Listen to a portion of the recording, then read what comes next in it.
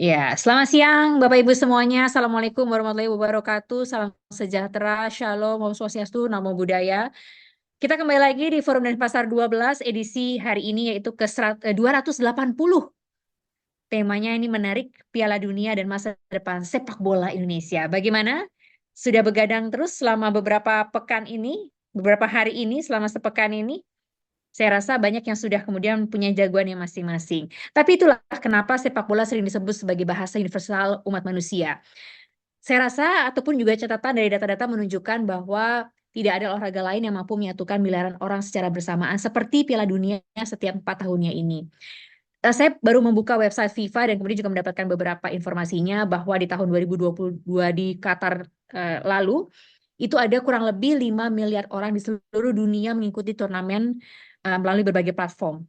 Jadi angka ini jelas menunjukkan bahwa sepak bola bukan hanya olahraga, tapi juga fenomena sosial, ekonomi, budaya, bahkan juga politik global. Dan bagi Indonesia sendiri, sepak bola ini memiliki tempat yang sudah pasti sangat istimewa. Berdasarkan berbagai survei nasional, sepak bola secara konsisten menjadi olahraga paling populer di Indonesia dengan basis penggemar mencapai puluhan juta orang. Tapi di sisi lain, kita juga dihadapkan pada pertanyaan besar, mengapa negara dengan populasi lebih dari 280 juta jiwa ini dan juga kecintaan yang begitu besar terhadap olahraga sepak bola ini belum pernah tampil di putaran final Piala Dunia sejak kemerdekaan. Pertanyaan tersebut menjadi semakin relevan ketika kemudian dunia sedang menyaksikan transformasi besar dalam sepak bola global. Jadi kalau negara-negara dulu yang dianggap sepertinya bukan kekuatan utama, misalnya Maroko, bisa mencapai ke semifinal Piala Dunia 2022. Atau Jepang, Korea Selatan, ini konsisten tampil kompetitif di level dunia. Indonesia sebenarnya punya modal penting, bahkan juga ada tren yang membaik. Tim nasional kelompok umur mulai lebih kompetitif, ada data-data juga menyebutkan hal tersebut, tapi tantangan yang kita hadapi juga tidak kecil. Pembinaan usia dini misalnya yang belum merata, kualitas infrastruktur yang masih timpang, tata kelola kompetisi, dan berbagai macam lainnya termasuk ekosistem sepak bola yang seharusnya lebih sehat dan berkelanjutan. Ini menjadi PR kita bersama, makanya diskusi kita hari ini adalah Piala Dunia dan masa depan sepak bola Indonesia. Bukan hanya membicarakan peluang Indonesia lolos ke Piala Dunia, tapi lebih dari itu kita ingin mendiskusikan bagaimana sepak bola dapat menjadi instrumen pembangunan bangsa. Bagaimana Indonesia dapat membangun ekosistem sepak bola yang profesional, kompetitif, dan berkelanjutan. Kita akan segera menuju ke narasumber dan juga penanggap pada hari ini, tapi kita akan buka dengan menyanyikan lagu kebanggaan kita yaitu Indonesia Raya. Untuk itu kami mohon sikap sempurna.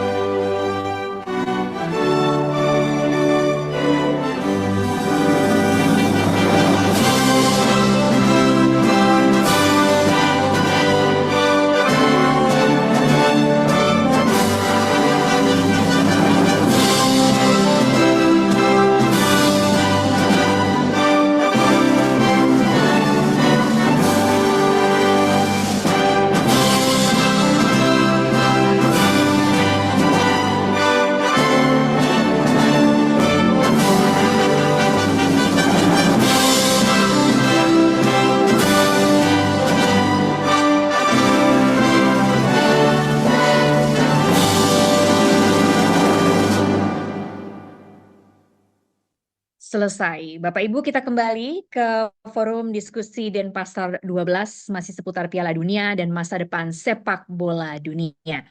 Saya sudah punya narasumber-narasumber yang mumpuni, berikut juga penanggap, dan yang pasti juga nanti akan ditutup oleh Pak Saur Huta Barat atau kita biasa menyebutnya dengan sebutan Opung. yang selalu setiap harinya mengikuti perkembangan Piala Dunia dengan menonton secara live setiap jadwal-jadwalnya.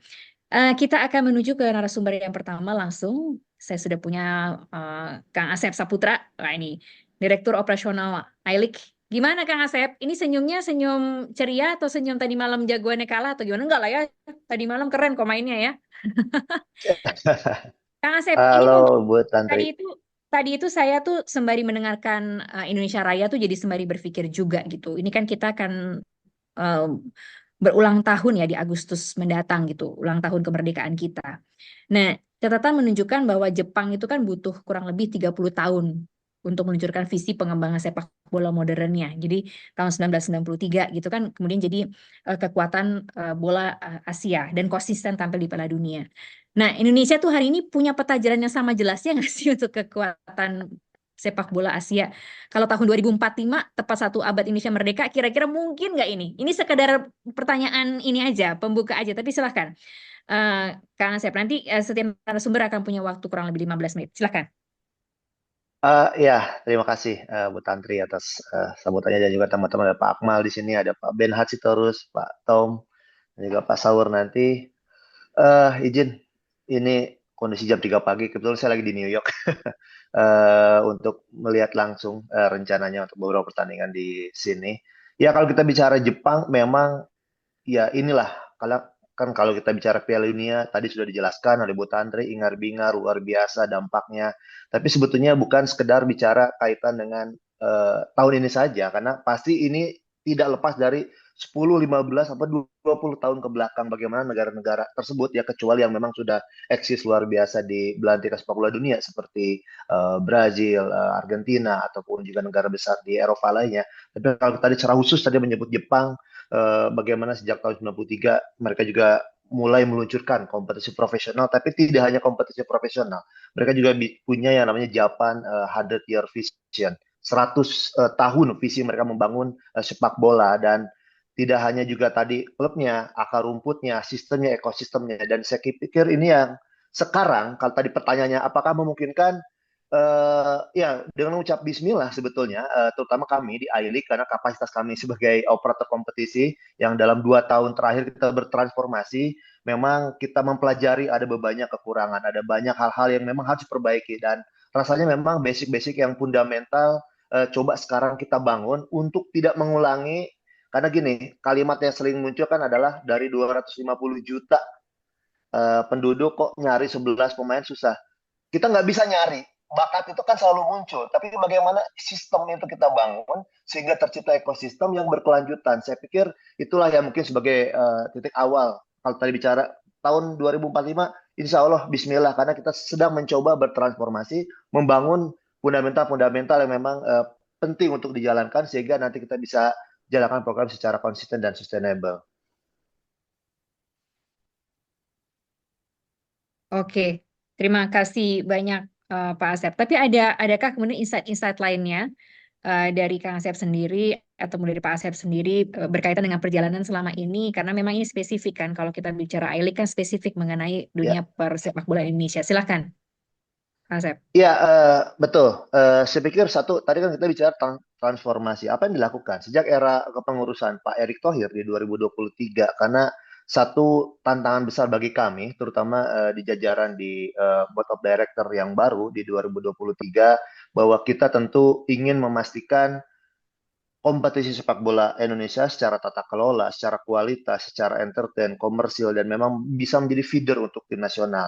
Tapi dari mana mulainya? Pertama tentu kita mereformasi dulu bagaimana kita secara organisasi, karena ketika kita ingin menetapkan action plan, program ke depan, itu dibutuhkan satu dasar yang kuat dan juga capacity building yang bagus dalam hal human resources yang ada. Dan tentu juga kita ingin memperkuat, tadi saya menyebutkan beberapa aspek fundamental. Tentu yang pertama tata kelola kompetisi yang kita perbaiki dari sisi teknis.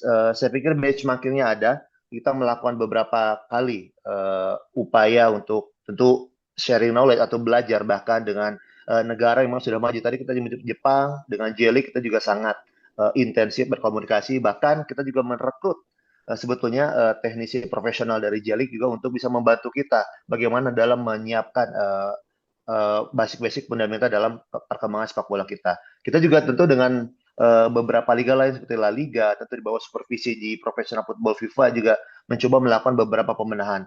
Berikutnya adalah penguatan dari hal klub licensing di kita. Kita ada 5 aspek yang kita perbaiki, terutama dari klub licensing yang kita jalankan. Sejak PSSI juga mendelegasikan kepada kami di I-League untuk bisa menjalankan ini dengan baik. Karena dari 5 hal tersebut, dari aspek finansial, tentu kita juga berharap klub sebagai motor dari kompetisi, klub profesional punya kemampuan finansial yang baik, dan tentu saja bicara baik harus ada ukurannya, harus ada tolok ukurnya. Nah, melalui klub licensing inilah kita mencoba memperbaiki, karena memang termasuk seperti setiap klub harus jelas asal usul uangnya, laporan keuangannya harus teraudit, ada projection revenue seperti apa komersialnya, dan itu memang menjadi satu hal yang kita perbaiki. Lalu berikutnya juga ada kaitan dengan aspek liga, legalitasnya. Saya pikir ini juga menjadi satu topik hangat sekarang. Orang mempertanyakan legalitas klub peserta kompetisi, lalu seberapa kuat, seberapa baik secara aspek legalnya, dan tentu juga coba kita perbaiki di situ. Berikutnya juga dari sisi sportingnya, dari sisi sepak bolanya, kaitan dengan youth development program dari masing-masing tim, kurikulum dan lain-lain, dan mereka juga harus punya akademi, karena kita tadi bicara juga soal grassroots, pembinaan pemain yang mungkin tidak bisa hanya 1, 2, 3 tahun, butuh kesabaran, butuh sustainable dalam hal development. Nah, memang aspek sport ini juga terus kita tekankan. Berikutnya juga aspek personal and admin. Tadi saya bicara human resources, kaitan capacity building, tidak hanya di level teknis tentu saja, manajemen klub juga bagaimana bisa membangun sebuah klub yang nantinya akan jadi feeder bagi para pemain-pemain yang baik, tentu saja setelah berkompetisi dalam kompetisi yang berlangsung secara kualitas. Dan terakhir adalah infrastruktur. Dan saya pikir di sinilah letak sinergi juga penting. Kita mencatat dan berterima kasih kepada pemerintah Republik Indonesia bahwa dalam 2 tahun terakhir kita melihat bagaimana fokusnya tidak hanya kaitan dengan sebuah backup atau support secara spirit, tapi secara real sudah dilakukan melalui Kementerian PUPR, bahwa ada 22 stadion kita yang sudah direnovasi, ya disesuaikan dengan standarnya. Tentu ini baru step pertama, karena memang bicara sepak bola tidak hanya bicara soal stadion. Bagaimana juga berikutnya adalah kita memperhitungkan kualitas training ground yang sama antara di stadion dan juga di tempat latihan. Karena kalau kita lihat kan sepak bola siklusnya sangat jelas. Katakanlah mereka bermain berkompetisi setiap akhir pekan 1 kali, tetapi dari hari Senin sampai hari Jumat atau hari Sabtu mereka berlatih di lapangannya. Jadi kualitasnya pun juga harus sama, dan itu baru di level profesional. Belum kita bicara kaitan dengan di level akademi ataupun juga di grassroots atau level di liga lainnya yang di bawah Asosiasi Provinsi PSSI. Saya pikir ini juga beberapa hal yang secara khusus tadi, karena tantangannya adalah bagaimana kita meletakkan dasar-dasar ini ketika 5 aspek ini coba kita perbaiki dalam 2 tahun terakhir, ataupun juga dalam hitungan kita. Sebetulnya kita ada step-step 5 tahun pertama, 10 tahun berikutnya adalah 15 tahun di step keduanya, dan menuju ke 2045 nanti. Harapannya memang ketika kita membangun sifat-sifat yang tadi, basic-basic ini yang baik, akan menghasilkan satu bakat-bakat yang memang terpoles dan terlatih dalam kompetisi yang luar biasa. Tapi juga tentu tidak hanya bicara soal tadi itu. Kita juga perlu pendekatan yang namanya sport science. Kita perlu pendekatan yang namanya teknologi dalam sepak bola untuk mengakselerasi bagaimana juga para bakat-bakat tadi tidak layu sebelum berkembang. Karena kita juga punya beberapa data ketika banyak bakat-bakat pemain kita yang begitu bersaing ketika di level usia U10, U8, U13, U14, tapi begitu masuk ke eh, kelas misalnya U16, 18, tiba-tiba seperti agak sulit untuk bersaing. Padahal untuk negara yang katakanlah kita masih dunia ketiga di sepak bola, kita butuh menjaga konsistensi.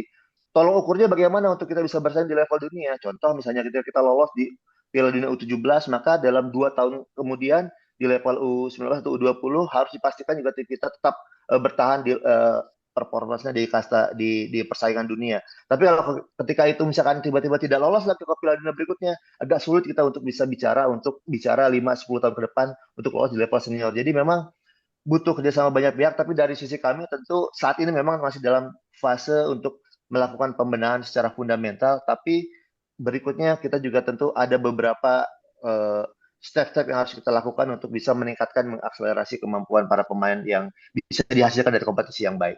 Begitu mungkin Bu Tantri. Baik, terima kasih Pak Asep. Ini saya sudah catat beberapa. Nanti saya akan kembali lagi ke Pak Asep untuk mungkin ada beberapa pertanyaan, termasuk juga dari Anda, para peserta Forum Denpasar 12 ini, apabila ada pertanyaan silahkan raise hand atau mungkin di kolom chat nanti bisa kita bacakan untuk para narasumber-narasumber hari ini. Saya akan segera beralih ke narasumber berikutnya. Ada Pak Benhard Sitorus, CEO Wuspek Representative Office Indonesia. Nah, ini menarik nih karena Wuspek itu kan dikenal sebagai lembaga pengembangan talenta sepak bola yang pendekatannya itu pendidikan karakter gitu ya. Jadi usia dini lah Ya, gitu. Oh, saya ya, mau dengar juga nih perspektifnya bagaimana nih soal sepak bola kita. Tadi ada beberapa catatan juga dari Pak Asep. Silakan, Pak Benhard. ya, Mbak Tantri, saya izin share eh, screen boleh? Silakan. Sebentar ya.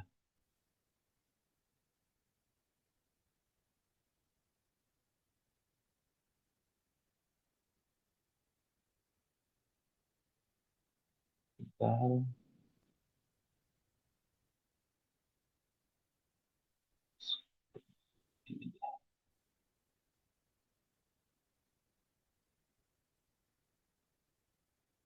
Baik, terima kasih Mbak Tantri. Assalamualaikum warahmatullahi wabarakatuh. Selamat siang kepada seluruh peserta forum diskusi yang hadir, khususnya kepada Ibu Lestari Murdijat, kemudian juga eh, Kang Asep yang lagi di New York ya, kemudian Mas Tobi, kemudian Bang Akmal, dan juga Pak Saur Huta Barat, serta Mbak Tantri ya. Jadi ini saya sesuaikan dengan materi diskusi kita di forum diskusi kali ini, bahwa Wuspek memang coba mengantarkan mereka menjadi hebat, tentu dengan model akademi standar Eropa sebagai pelengkap ekosistem sepak bola nasional. Jadi tadi yang sudah dikatakan Mbak Tantri ya, bahwa memang prestasi sepak bola sedang bagus di Indonesia, melonjak dari 118 dan saat ini sudah mampu mengalahkan tim-tim yang bahkan bermain di Piala Dunia.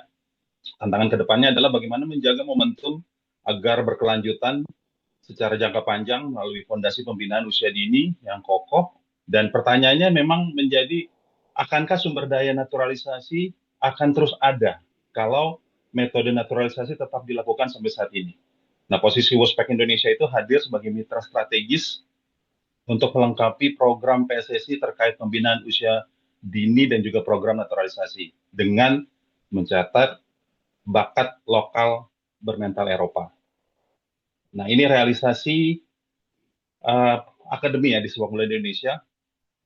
Rasio transisi profesional dari akademi itu sangat rendah di Indonesia.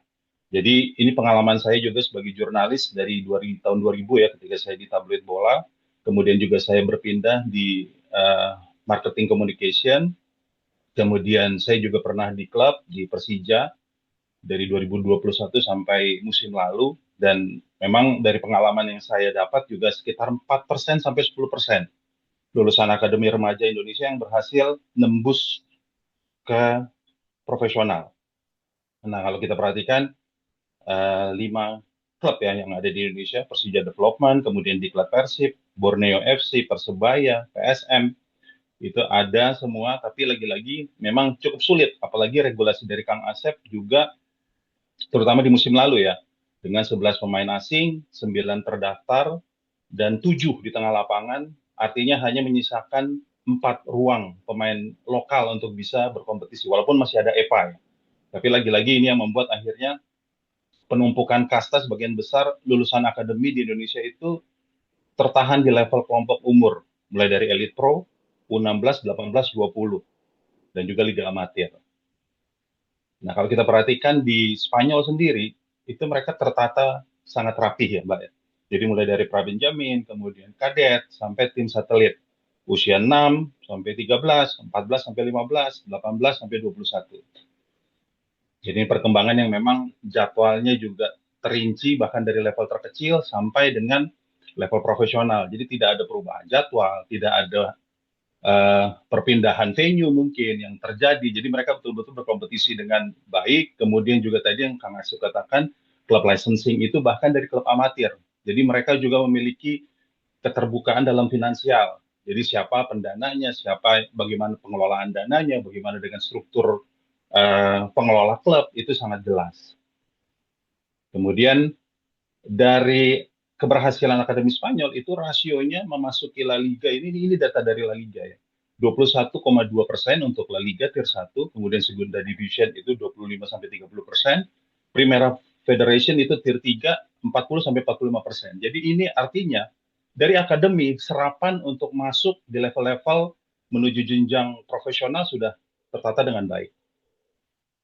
Dan Wolfspeck posisinya di sini adalah Wolfspeck ini berdiri dari 2010 di Barcelona ya. Jadi tidak terafiliasi dengan klub Barcelona, tapi venue-nya ada di Katalan, yaitu di Barcelona.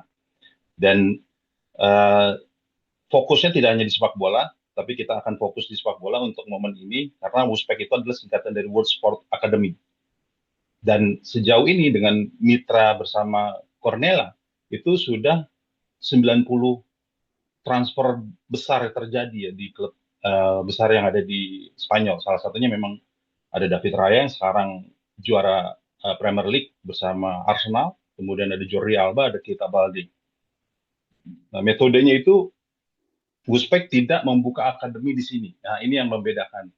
Jadi kita juga punya pengalaman cukup panjang ya untuk melihat bagaimana akademi-akademi yang ada di Indonesia. Semua itu hanya franchise, jadi tidak terafiliasi, bahkan tidak bisa berkarir sebenarnya di kompetisi yang berjenjang dan juga sesuai dengan profesionalitas yang ada. Nah ini kenapa akhirnya semua kegiatan itu dilakukan di Spanyol dan dikembangkan langsung di sana, pengalaman bertanding juga ala Spanyol. Kemudian cara Wolfspeck menyalurkan video dan juga profil pemain, ini juga salah satu kunci juga, tentu dengan kedekatan dengan talent scouting yang ada di Eropa. Jadi semua pemain itu terdaftar. Seketika di level tertentu, mereka di-assess, kemudian di-challenge untuk bisa naik level. Ketika mereka naik di tier berikutnya, itu semua terdaftar. Inilah yang membuat akhirnya chance untuk mereka berkarir itu lebih terbuka luas. Kemudian lanjut dengan adanya home ground player ya, ini juga berpeluang bagi pemain-pemain Indonesia yang statusnya adalah non-Uni Eropa. Home ground player ini untuk di klub-klub Spanyol itu harus berkarir 3 tahun atau 36 bulan ya, dengan usia 15 sampai 20 tahun. Nah, ini yang membuat Wolfspeck Indonesia merasa perlu untuk memulai di usia yang lebih dini. Tadi saya katakan usianya di Wolfspeck sendiri sebenarnya 10 sampai 24, tapi kami mengambil 14 tahun untuk bisa berangkat dari Indonesia, 3 tahun berkompetisi dan juga belajar di sana. Kemudian mereka mendapat kemungkinan ya, chance untuk home ground player kalau mereka bisa mendapat karir dan juga bermain di sana. Dan ini juga menjadi tantangan ya, karena tetap saja non-Uni Eropa itu walaupun memiliki status sebagai home ground player, tetap saja dengan status Indonesia sebagai non-Uni Eropa itu menjadi tantangan tersendiri. Itu juga Mbak Tantri yang pernah terjadi juga dengan paspor gate para pemain Indonesia ketika di Belanda. Karena ada beberapa pemain yang ketika dikontrak masih berstatus sebagai pemain Belanda, tapi ketika berpindah warga negara ada beberapa proses administrasi yang belum lancar. Karena ketika mereka berstatus sebagai non-Uni Eropa, tentu salary-nya sangat besar. Jadi ini yang membuat liga-liga di Eropa tidak sembarangan merekrut non-Uni Eropa, jadi harus pemain-pemain yang punya kualitas bagus, yang berkompetisi di liga sendiri. Tujuannya adalah meningkatkan kualitas kompetisi. Mungkin juga ada evaluasi juga ya bagi operator liga di Indonesia bahwa pemain-pemain yang asing yang masuk itu memang statusnya harus di atas rata-rata dari para pemain Indonesia. Mungkin itu juga yang masukan juga nanti di I-League sebagai operator liga. Nah, solusi Wolfspeck Indonesia untuk masa depan timnas. Jadi Wolfspeck Representative Office Indonesia itu hadir bukan untuk mengubah metodologi lokal, melainkan membawa talenta Indonesia langsung ke pusat ekosistem sepak bola dunia. Pendekatan itu ada 3, mulai dari pelatihan sepak bola, kemudian pendidikan formal. Nah, ini wajib. Kalau kita bandingkan dengan akademi-akademi internasional bahkan, ataupun akademi di Indonesia, di sini itu sekolah wajib. Jadi kalau mereka yang masih sekolah dengan usia 14 tahun di Indonesia, itu nanti diakselerasi kurikulumnya, jadi mereka tetap ada di Spanyol, tapi mereka ujian dengan materi-materi yang di Indonesia. Nah, itu nanti fungsi dari representatif Indonesia untuk menyiapkan hal-hal tersebut. Jadi para pemain tidak putus sekolahnya, mereka tetap bisa bersekolah, karena tujuannya adalah Wuspek, kita tidak tahu karirnya anak-anak nanti apakah tetap di sepak bola, atau di bisnisnya sepak bola, atau mungkin di lini bisnis yang lain. Jadi kalau mereka tetap bersekolah, tentu ini akan menjadi penting ya bagi karir kedepannya si anak. Dan yang paling penting lagi adalah ini aspek ketiga ya, di mana uh, kesempatan bagi mereka untuk membentuk kepribadian mereka, pola pikir mereka, kepercayaan diri mereka, nutrisi mereka, kemudian juga kebiasaan baru yang ada dengan mereka bergabung bersama para pemain dari seluruh dunia. Karena di Uzbek Barcelona tidak hanya pemain-pemain dari Spanyol saja, itu seluruh dunia. Dari Afrika ada, dari Timur Tengah ada, kemudian juga dari Asia terutama ada. Jadi tujuannya adalah memang exposure karir global untuk bisa anak-anak ini berkompetisi di kompetisi yang sebenarnya. Jadi mereka nanti ketika di Uzbek Barcelona, mereka akan berlatih paginya, kemudian siangnya mereka berkompetisi di kompetisi sesuai dengan kelompok umurnya. Jadi mereka betul-betul berkompetisi di kompetisi yang memang berjenjang yang ada di Spanyol. Jadi mereka tidak seperti akademi yang sudah ada, mereka hanya bertanding di antara mereka sendiri, bersimulasi di antara mereka sendiri. Ini tidak. Jadi masing-masing anak ini bisa saja mereka nanti bermain di Matorel atau bermain di Ibar, di banyak tempat mereka dititipkan. Baru nanti di malam harinya mereka kembali, ada revisi lagi, pagi mereka digembleng lagi di Wuspek, baru nanti kembalikan lagi di klub masing-masing.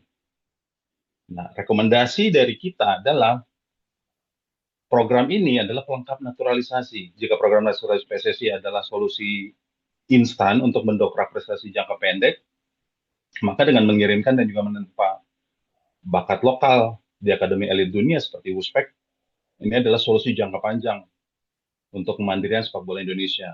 Jadi rekomendasi forum ini, Wuspek Indonesia, itu perlu adanya kolaborasi sinergis antara legislatif, tentunya DPR, MPR, eksekutif, pemerintah, khususnya Kemenpora, kemudian juga PSSI sebagai institusi resmi, dan juga operator, yaitu Kang Asep, I-League, serta pihak swasta. Jadi kita harapkan bahwa program ini juga, ya kita dengan pengalaman panjang ketika di karir sebelumnya, ya kami melihat ya bahwa Wuspek, kenapa Wuspek ini ternyata ini adalah uh, figur yang paling cocok. Kalau sebelumnya ada franchise-franchise dari klub luar seperti Real Madrid atau Liverpool atau Arsenal, itu hanya uh, franchise yang dibentuk tapi tidak berafiliasi bahkan dengan klubnya sendiri. Jadi kira-kira begitu, Mbak Tantri. Untuk informasi selanjutnya bisa ada di wuspek.id. Baik, terima kasih Pak Benhard. Ini Ya, saya juga jadi penasaran nih, kalau apa ya, mungkin kan banyak interaksi dengan model pembinaan sepak bola Eropa ya, khususnya Spanyol ya. kalau dalam ini gitu. Nah, sebenarnya apa sih ya pelajaran atau apa yang paling relevan untuk diterapkan di Indonesia, tapi nggak bisa juga serta-merta kita salin begitu aja gitu. Yang ada di Indonesia ya. Mm-mm. Apa Ya, sih yang paling relevan untuk gini. diterapkan di Indonesia, dan apa juga yang justru kita nggak bisa serta-merta salin begitu aja. Ya, PSSI sendiri sebenarnya memiliki kompetisi berjenjang ya di kelompok umur. Tapi masalahnya memang standarisasinya, Mbak. Ini yang menjadi tantangan. Infrastruktur tadi yang Kang Asep katakan disediakan oleh pemerintah, tapi tidak terjadi untuk layer-layer yang lebih bawah. Nah, ini menjadi tantangan tersendiri karena standarisasi infrastruktur masih menjadi PR, kemudian pengaturan agenda, terus juga objektivitas pertandingan, monitor ini kan sangat luas. Jadi ini yang cukup sulit. Ditambah juga dengan praktek-praktek dan juga jalannya kompetisi yang nampaknya memang tidak 100% Mbak Tantri bisa diterapkan. Nah, inilah yang kami pikir setelah melihat beberapa akademi yang ada, kemudian yang sudah lebih dulu ada ya di tanah air, termasuk juga akademi-akademi yang diselenggarakan oleh klub-klub. Saya juga pernah terlibat di Persija Development yang ada di Sawangan 2021 sampai 2025.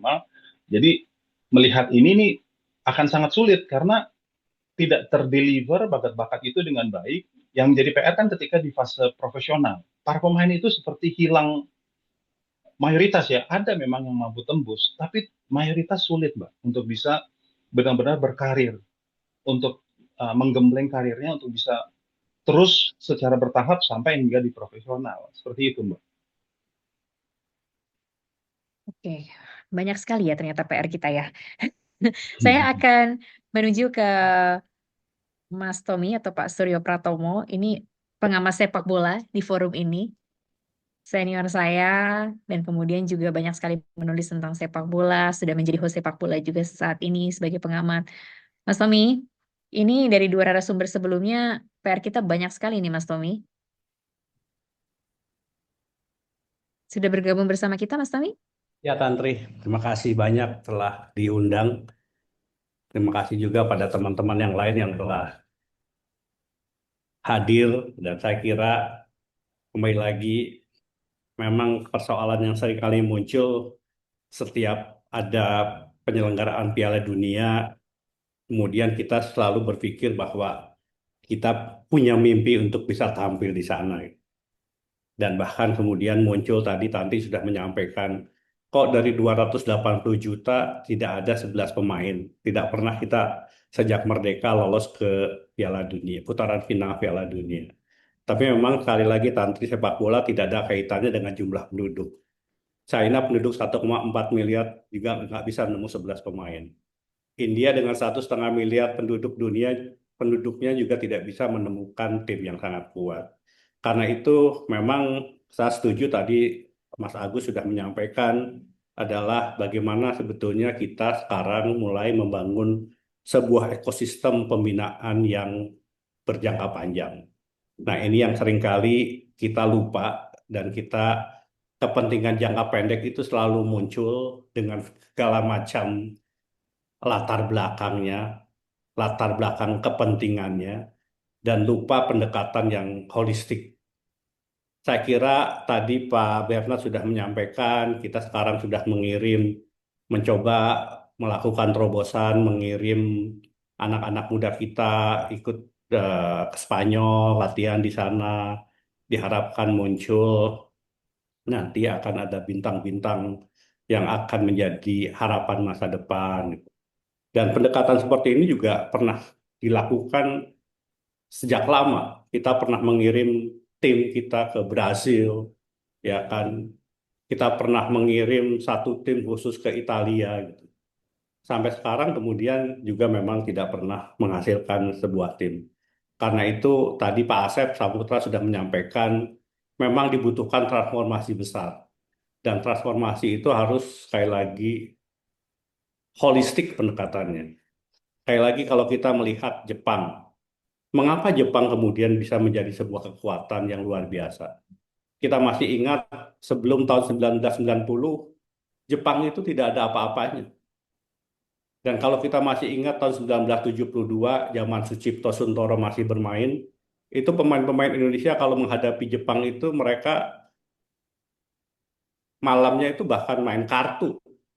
Ya, mereka tidak perlu latihan gitu. Dan kalau kita main lawan Jepang, kita pasti menang 7-2. Korea Selatan juga seperti itu. Tahun 72 tidak ada apa-apanya dibandingkan Indonesia. Tapi kemudian mengapa mereka sekarang menjadi kekuatan yang berbeda? Sekali lagi, karena mereka melakukan pembinaan yang sangat holistik. Pembinaan yang sangat holistik dimulai dari pembinaan usia dini. Tadi sudah disampaikan oleh Pak Bernard juga pentingnya kita memiliki tim-tim yang mempersiapkan untuk berorientasi pada pendidikan usia dini. Pak Asep tadi sudah menyampaikan klub-klub sepak bola diwajibkan untuk memiliki sistem pembinaan berjenjang dari mulai usia muda sampai kemudian mereka menjadi pemain inti. Tapi sekali lagi yang kemudian kita lupa, bicara mengenai ekosistem, ada beberapa faktor yang sering kita lupakan. Tadi sudah disampaikan soal lapangan. Kita hanya baru berbicara persoalan keinginan atau niatan dari 22 pemerintah provinsi untuk membangun sepak bola yang standar. lapangan yang standar gitu. Padahal sekali lagi di tingkat grassroots kita butuh lapangan-lapangan sepak bola. Kita bicara Jakarta, di mana ada lapangan sepak bola yang memadai untuk anak-anak mau bisa bermain sepak bola. Sekarang ini kita melihat bagaimana banyak anak-anak bermain di lapangan aspal, kemudian di lapangan yang tidak ada rumputnya, karena memang tidak ada infrastruktur yang memadai bagi mereka untuk bermain, ya bermain dalam arti yang sesungguhnya bermain. Yang kedua adalah kita tidak punya atau tidak mencukupi jumlah pelatih yang bersertifikasi. Setahu saya, kalau tidak salah, Pak Indra Safri sudah menyampaikan jumlah pelatih yang bersertifikasi di Indonesia itu hanya sekitar 1.300 orang gitu. Bandingkan dengan Jepang yang mereka mempunyai pelatih tersertifikasi sampai 80.000 orang gitu. Ini yang menurut saya seringkali kita lupakan faktor-faktor paling dasar adalah memiliki pelatih-pelatih berkualitas, pelatih-pelatih bersertifikasi, dan terutama adalah mereka yang fokus untuk pembinaan usia dini. Yang lain adalah dalam membangun ekosistem itu adalah tadi Pak Bernard sudah menyampaikan pentingnya menanamkan disiplin dan etika, bahwa menang itu adalah hasil dari sebuah proses latihan yang tekun, ya, dengan kerja keras dan menghasilkan tim juara. Seringkali di kita itu menang itu menjadi tujuan, lupa bahwa menang itu adalah bagian dari proses. Karena menang menjadi tujuan, seringkali yang terjadi adalah menang itu menjadi dengan berbagai macam cara, yang penting menang. Semua orang berorientasi untuk menjadi juara. Mohon maaf, saya harus mengatakan banyak kepala daerah yang menjadikan sepak bola ini sebagai alat kepentingan politik untuk bisa bertahan sebagai gubernur atau bupati wali kota. Akibatnya apa? Mereka menghalalkan segala cara untuk bisa menjadi juara. Karena dengan menjadi juara, popularitasnya naik dan kemudian potensi untuk bisa tetap memegang tampuk kekuasaan itu bisa mereka pertahankan. Mampukah kita melakukan transformasi yang paling mendasar? Bahwa menang itu bukan tujuan, menang itu akibat. Akibat dari sebuah proses pembinaan yang terus-menerus, dari proses latihan yang penuh disiplin dan menghasilkan tim terbaik karena memang mereka diakui sebagai tim yang betul-betul pantas untuk menjadi juara. Hal-hal seperti ini yang perlu kita benahi, dan kalau itu tidak bisa, maka sepak bola kita akan berada dalam titik seperti sekarang ini dan tidak pernah akan bisa keluar dari lingkaran setan yang membuat sepak bola kita itu tidak pernah beranjak untuk menjadi negara yang disegani dan mempunyai tim sepak bola yang memang pantas untuk tampil baik itu di level Asia maupun di level Piala Dunia. Persoalan yang lain adalah infrastruktur dari sepak bola itu adalah wasit. Seberapa banyak sebetulnya sekarang ini wasit-wasit berkualitas FIFA yang dimiliki oleh kita sekarang ini? Wasit itu menjadi sangat penting. Dan yang terakhir adalah, Tantri, konsistensi untuk mau melaksanakan proses pembinaan ini secara konsekuen. Ini menurut saya menjadi sesuatu yang sangat penting karena belajar dari Jepang. Mereka baru memulai tahun 1990 ketika mereka bermimpi untuk menjadi tuan rumah Piala Dunia.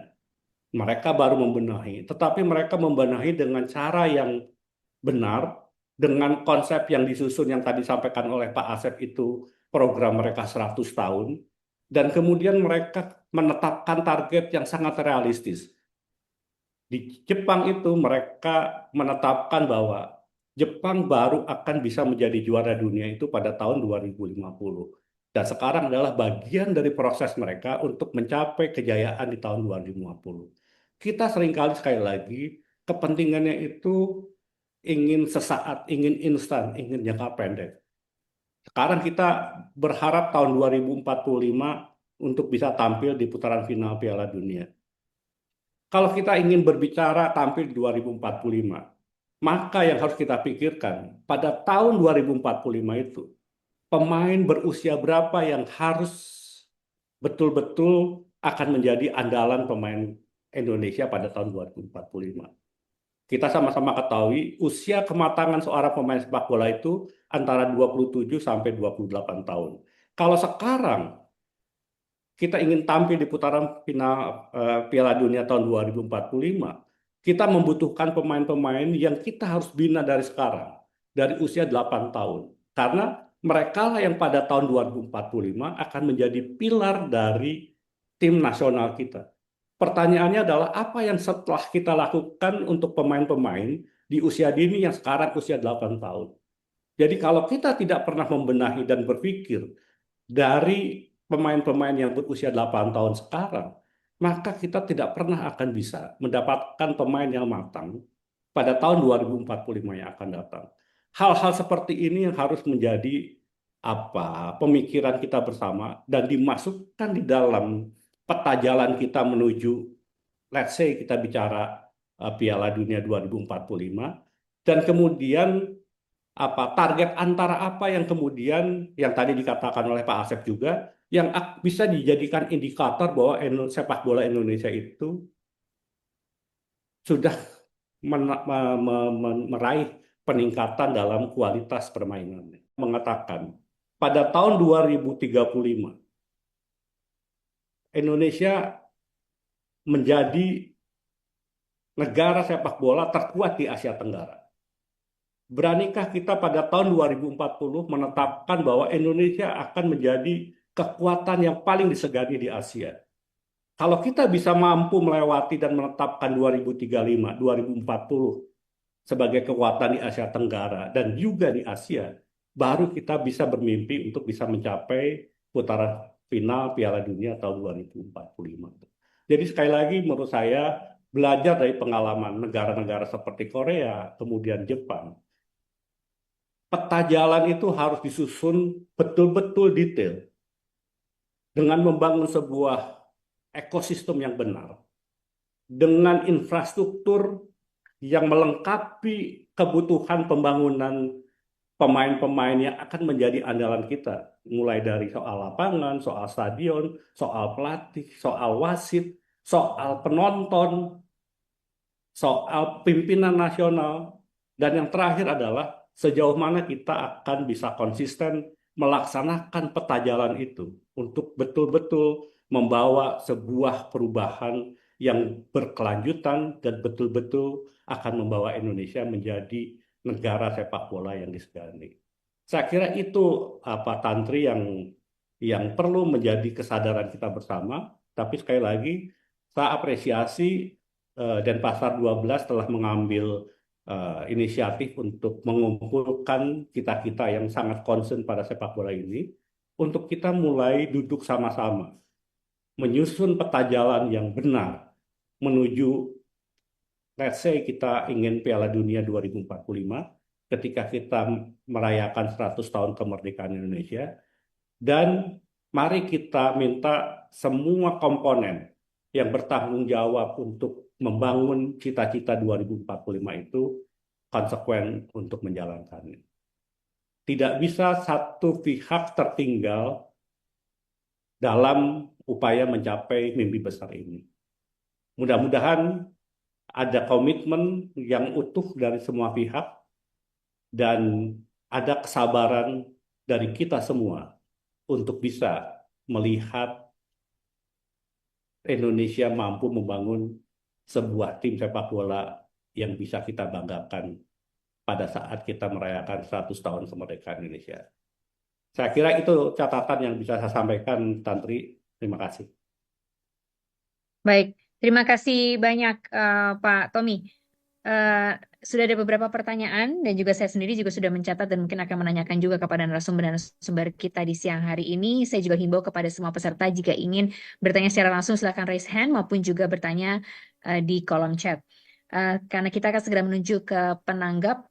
Ini ada Mas Akmal Marhali yang memang sudah lama mengadvokasi reformasi sepak bola nasional. Nih, Mas Akmal, koordinator dari Save Our Soccer. Wah, ini dia nih. Apa yang bisa ditanggapi di siang hari ini, Mas Akmal? Terutama juga setelah mendengar berbagai masukan, catatan penting, juga kemudian beberapa cerita begitu ya dari para narasumber di siang hari ini. Silahkan. Ya, terima kasih Mbak Tantri. Terima kasih juga untuk Ibu Dr. Lestari Murtijat yang membuat forum Denpasar 12 ini untuk kita berdiskusi. Kemudian ada Bang Tom, ada Asep, kemudian juga ada kawan saya juga Benhard Sitorus yang tadi sudah menyampaikan berbagai aspek tentang sepak bola Indonesia. Pertanyaan garis besar adalah Quo Vadis sepak bola Indonesia. Itu kemudian yang menjadi pertanyaan. Karena setiap kali Piala Dunia digelar, kita selalu punya mimpi suatu saat kita menjadi pemain di sana. Artinya bukan menjadi bangsa penonton. Tadi ada pertanyaan, apakah kita bisa tampil di Piala Dunia? Jawabannya adalah bisa. Faktanya apa? Indonesia pernah menjadi negara Asia pertama yang tampil di Piala Dunia pada 1938 dengan nama Hindia Belanda. Artinya kita punya pengalaman tampil di Piala Dunia tentunya, walaupun namanya ketika itu adalah Hindia Belanda. Dan kita kalah dari Hungaria, yang kemudian Hungaria kalah di final dari Italia. Kemudian kalau kita bicara aspek-aspek kekuatan yang kita miliki, kita sebenarnya punya kekuatan yang sangat luar biasa.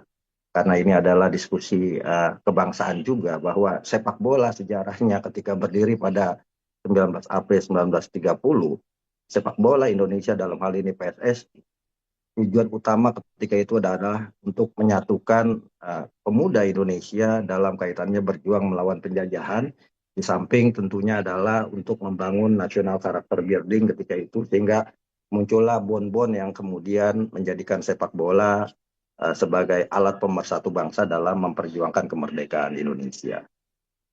Di sisi lain, dari sisi aspek konstitusi misalnya, sudah diamanatkan dalam Undang-Undang Dasar 1945, di pembukaannya di situ sudah jelas dikatakan melindungi segenap bangsa Indonesia dan seluruh tumpah darah Indonesia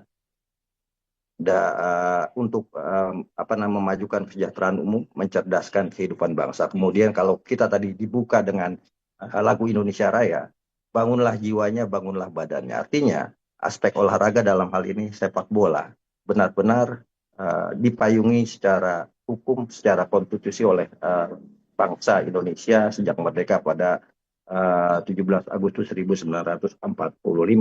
Kemudian kalau dari aspek hukum lainnya, misalnya kita punya Undang-Undang Sistem Keolahragaan Nasional pada nomor 3 tahun 2025. Kemudian diubah menjadi Undang-Undang Keolahragaan nomor 11 tahun 2022. Kemudian juga untuk konteks sepak bola, bahkan ini berbeda dengan cabang-cabang lainnya. Sepak bola punya payung hukum yang sangat luar biasa dengan hadirnya Impres Percepatan Pembangunan Sepak Bola Nasional nomor 3 tahun 2000 nomor 3 tahun 2020 tahun 2019 ketika itu, yang kebetulan saya bagian dari tim yang merumuskan Impres Percepatan Pembangunan Sepak Bola Nasional bersama Menteri Koordinator PMK Ibu Puan Maharani dan timnya ketika itu. Kita punya Impres yang kemudian membuat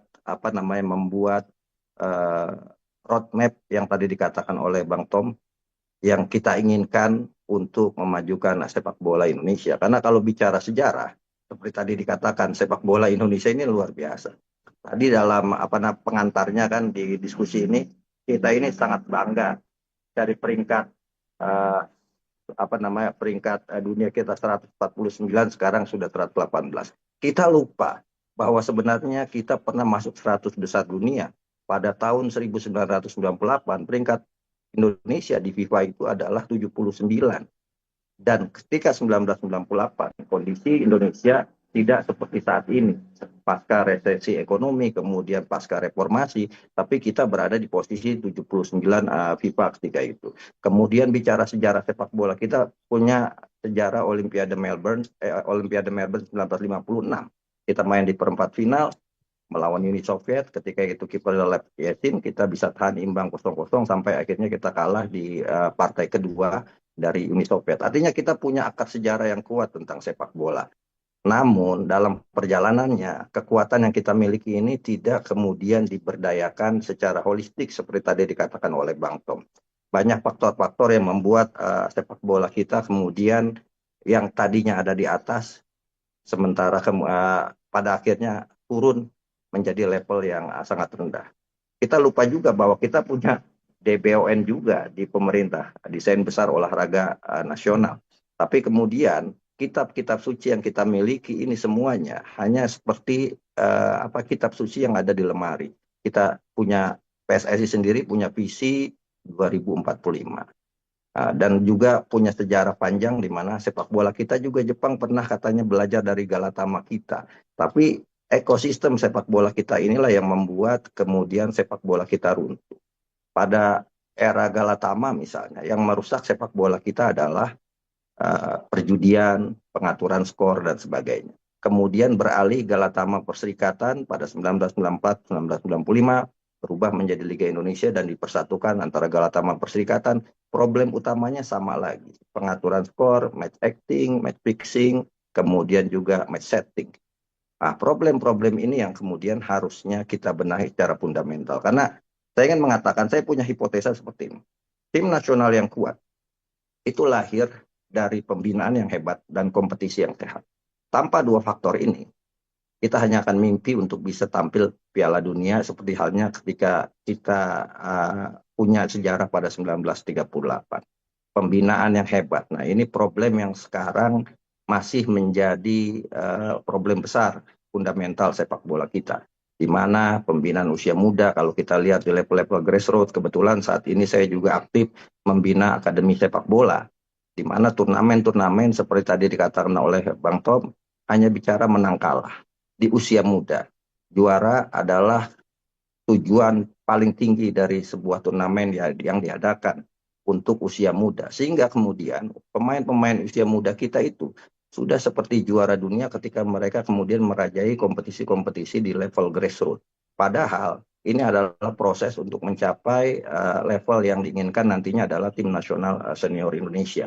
Nah, di level grassroots misalnya, pencurian umur, pemain titipan, ini masih menjadi problem dasar sepak bola kita. Di samping tentunya seperti dikatakan oleh Bang Tom tadi, faktor pelatih yang masih minim, sehingga kemudian level grassroots tidak berjalan seperti apa yang diharapkan. Di Jepang misalnya, sepak bola itu bukan cuma sekedar di sekolah sepak bola atau akademi sepak bola klub-klub Jepang, tapi mereka masuk di level-level sekolah, SD, SMP, SMA, bahkan university. Nah, kita sebelumnya kan punya akademi-akademi yang kita miliki atau pusat-pusat pelatihan, PPLP misalnya. Itu bisa kita berdayakan untuk kemudian mengatrol kualitas sepak bola kita. Diklat-diklat, ada diklat Ragunan, ada kemudian diklat Salatiga yang dulu banyak melahirkan pemain-pemain pemain-pemain potensial tim nasional Indonesia. Tapi seiring berjalannya waktu, ini yang menjadi PR buat pemerintah tentunya. Dalam hal ini saya titipkan kepada Majelis Permusyawaratan Rakyat Indonesia untuk dibahas bahwa PPLP, kemudian diklat, yang menjadi kawah candra di muka dalam pembentukan tim nasional, membentuk karakter pemain sepak bola kita, ini perlahan-perlahan mulai mati suri. Artinya harus dihidupkan kembali agar kemudian pembinaan sepak bola kita ini bisa berjalan secara TSM ya, terstruktur, sistemik, dan masif. Karena apa? Karena dari pembinaan inilah kita bisa mendapatkan pemain-pemain yang potensial. Dulu kita punya pemain-pemain yang potensi dari Sabang sampai Merauke, kemudian dari Miaga sampai Pulau Rote, kita punya pemain-pemain yang sangat luar biasa. Cuma permasalahannya itu tadi, payung hukum kita punya, konstitusi kita punya, visi PSSI kita punya, regulasi kompetisi kita punya. Semua sudah kita miliki, cuma permasalahannya adalah dalam pelaksanaannya di lapangan. Kontinuitasnya, kemudian juga visibilitasnya, ini yang kemudian membuat sepak bola kita seperti masih berjalan merangkak dalam proses mengejar prestasi yang diinginkan. Saya pikir banyak PR-PR yang harus dibenahi di sepak bola kita. Yang pertama tadi pembinaan. Bagaimana nanti kita menciptakan pelatih-pelatih sepak bola yang berkualitas yang kemudian membina dari level grassroots. Dan memang sejauh ini PSSI sudah menjalankan itu semua bagian dari Impres Percepatan Sepak Bola Nasional yang di sana ada 14 lembaga kenegaraan yang harusnya bisa terlibat. Tapi tidak semuanya kemudian secara holistik ikut turun gunung dalam membangun sepak bola Indonesia. Misalnya ada Kementerian Kesehatan, ada Kementerian Sosial, ada Kementerian Agama juga ada di dalamnya, Kementerian Dalam Negeri. Memang ada beberapa parsial-parsial yang sudah jalan. Misalnya renovasi stadion. Tapi stadion-stadion yang dibangun kan yang direnovasi adalah stadion-stadion besar yang untuk kompetisi profesional. Kita lupa bahwa akar utama dalam untuk mencapai kompetisi profesional itu adalah pembinaan usia muda. Saya melihat misalnya di Jakarta banyak kemudian tanah-tanah lapang sebenarnya yang ada, tapi sekarang berubah fungsi menjadi tempat bukannya untuk kemudian pembinaan pemain-pemain muda, tapi hanya sekedar untuk komersialisasi fun football, mini soccer dan sebagainya. Bahkan misalnya di Jakarta Barat di depan kantor DPD Golkar itu lapangan Romsol, akademi sepak bola tidak bisa menggunakan untuk latihan, padahal itu lapangan bagus yang bisa menggunakan ya ormas-ormas dan sebagainya, bahkan orang-orang fan football. Padahal kalau kemudian lapangan-lapangan yang dibangun, lapangan-lapangan sintetis yang ada, yang kemudian diberdayakan untuk akademi-akademi sepak bola, saya pikir kita akan bisa mencapai proses percepatan pembangunan sepak bola kita dalam hal kaitannya dengan pembinaan usia muda. Nah, ini PR yang mungkin nanti MPR bisa kemudian memberikan catatan bagaimana pemberdayaan infrastruktur yang dibangun oleh pemerintah saat ini untuk sepak bola benar-benar bisa digunakan untuk pembinaan usia muda. Jadi kita juga tidak boleh kemudian menafikan dulu kenapa olahraga kita bagus, bukan cuma sepak bola seperti tadi diceritakan oleh Bang Tom. Kita pernah disebut sebagai Brazilnya Asia di eranya Sucipto Suntoro. Kemudian di level olahraga lain seperti di SEA Games, Asian Games dan sebagainya, kita juga merajai. Ketika itu era Pak Harto ada istilah memasyarakatkan olahraga dan mengolahragakan masyarakat. Artinya, ini juga jargon ini bisa kita gunakan dalam proses percepatan pembangunan sepak bola nasional. Mensepakbolakan masyarakat, memasyarakatkan sepak bola dan mensepakbolakan masyarakat. Yang berikutnya, yang menjadi PR adalah yang tadi, selain pembinaan usia muda yang harus sistemik dan juga kemudian berkelanjutan dari mulai level sekolah dasar ini juga harus harus diberdayakan. Mereka harus punya ekstrakurikuler sepak bola misalnya dengan pelatih-pelatih, bukan guru-guru penjas saja yang kemudian diberdayakan, tapi pelatih-pelatihnya harus punya lisensi. Karena semakin banyak pelatih berlisensi yang turun gunung, maka akan semakin besar potensi sepak bola kita berkembang. Saya sekarang bersyukur karena banyak mantan-mantan pemain sepak bola nasional sekarang yang sudah turun gunung untuk kemudian membina pemain-pemain usia muda. Ada Firman Utina dengan akademinya, ada Hamka Hamzah dengan akademinya, ada kemudian Eka Ramdhani dengan akademinya, ada Widodo Cahyono Putro dengan akademinya. Saya pikir ketika para mantan-mantan pemain nasional sudah membuka akademi, ini akan mencapai proses percepatan pembinaan sepak bola kita. Selain tentunya ini juga harus didukung oleh pemerintah dalam kaitannya dengan infrastruktur dan juga pembiayaan. Karena sekarang untuk masuk akademi sepak bola itu, seperti tadi Bung Benhat ceritakan, kita mengirim misalnya siswa ke luar negeri, itu pembiayaannya sangat besar sekali. Nah, siapa yang menanggung pembiayaan ini? Sementara banyak di masyarakat kita, pemain-pemain usia muda kita yang potensial, justru berasal dari kelompok menengah ke bawah yang secara ekonomi sangat kurang dan sangat lemah. Kita sama seperti Brazil, banyak pemain-pemain bola yang lahir dari kelompok menengah ke bawah yang secara ekonomi sangat kurang. Nah, ini juga perlu perhatian, termasuk soal gizi. Nah, ini PR juga gitu kan, di mana Vietnam sekarang sudah menggunakan sport science dalam pembangunan sepak bolanya. Vietnam dulu pemainnya kecil-kecil, tapi sekarang mereka punya pemain dengan tubuh yang besar-besar, yang tinggi-tinggi. Begitu juga Korea Selatan, kalau kita tadi diceritakan oleh Bang Tom, Korea Selatan, Jepang kita bisa kalahkan dengan skor di atas 5. Mereka juga badannya tubuhnya kecil-kecil, tapi sekarang mereka punya tubuh dan postur yang sangat ideal. Karena apa? Karena penggabungan antara sport science dan juga soal gizi. Nah, ini yang menjadi PR juga untuk membangun atau menciptakan pemain sepak bola yang potensial di Indonesia dalam kaitannya dengan potensi-potensi yang ada dari Sabang sampai Merauke. Kemudian yang paling penting adalah kompetisi yang sehat. Nah, ini PR yang menjadi salah satu masalah fundamental sepak bola kita. Kita baru, sepak bola kita sangat luar biasa dari sisi dari sisi euforianya. Baik itu di level Super League, Liga 2, Liga 3 sampai Liga 4 dan sebagainya. Tapi ekosistemnya belum begitu sehat. Misalnya dalam analisa Save Our Soccer, dalam kajiannya, dan pernah kita sampaikan juga ke FIFA lewat dan juga ke AFC, bahwa dari tahun 1994 sampai sampai tahun 2010, faktor politik lebih kuat dalam kaitannya, lebih kuat pengaruhnya untuk menentukan juara-juara di liga elit kita, atau dulu namanya Liga Indonesia. Misal yang paling setidaknya yang terbaik dari yang terburuk, yang kemudian tidak ada faktor-faktor non teknis di dalamnya, adalah ketika pertandingan final Liga Indonesia 2002 antara Petrokimia Putra melawan Persita Tangerang. Pasca itu selalu juara ada kaitannya dengan pilkada di setiap daerah. 2003 misalnya Persik Kediri juara, dan ketika itu Pak almarhum Mas Put mau naik menjadi wali kota Kediri, dan Kediri juara, Pak Mas Put naik lagi jadi wali kota Kediri. 2004 Persebaya juara, ketika itu Pak Bambang Deha mau naik jadi wali kota. Kemudian 2005 Persipura juara, ketika itu Pak Japta Lausa dan MR Kambu mau naik sebagai gubernur dan juga sebagai wali kota. 2006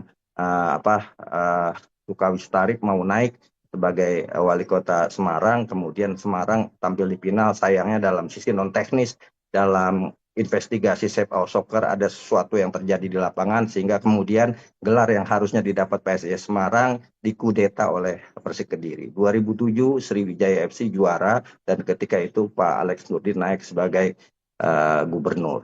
2008 kembali Persipura, kemudian 2010 Arema juara, dan kebetulan ketika itu Pak Rendra Kresna naik sebagai Bupati Malang. Artinya secara tidak langsung sepak bola profesional kita ketika itu juaranya sudah bisa ditentukan, di mana daerah mau pilkada maka juara akan lahir dari sana. Ini problem klasik sepak bola kita yang sebenarnya sudah terjadi di Galer Tama.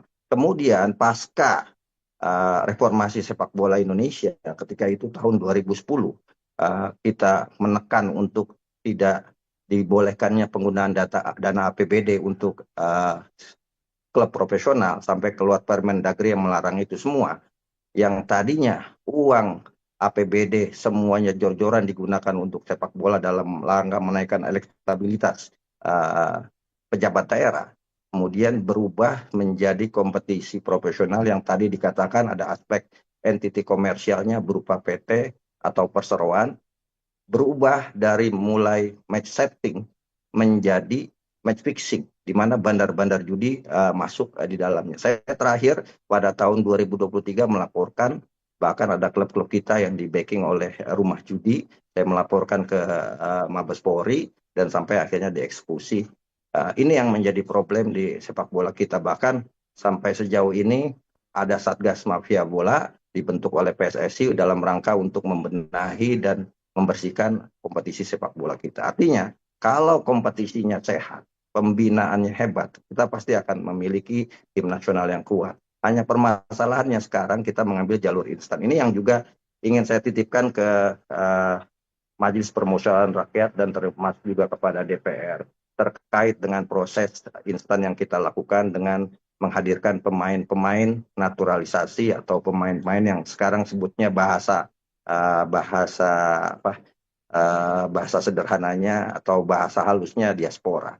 Nah, bagaimana proses ini kemudian bisa disahkan, ini juga menurut saya masih ada problem.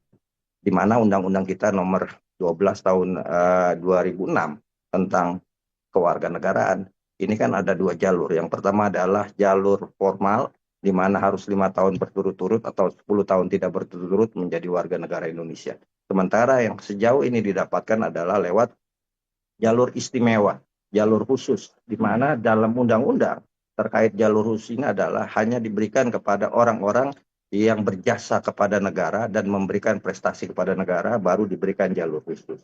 Nah, problem ini juga harus menjadi catatan khusus. Mau sampai kapan program naturalisasi ini kita lakukan? Sementara kita melupakan pembinaan usia muda. Dan kalau kemudian program diaspora ini mau dilakukan, ya lebih baik kita ubah saja undang-undang kita gitu. Jangan sampai kemudian ada dalam tanda kutip ya, kita melanggar undang-undang negara kita terkait dengan kewarganegaraan, di mana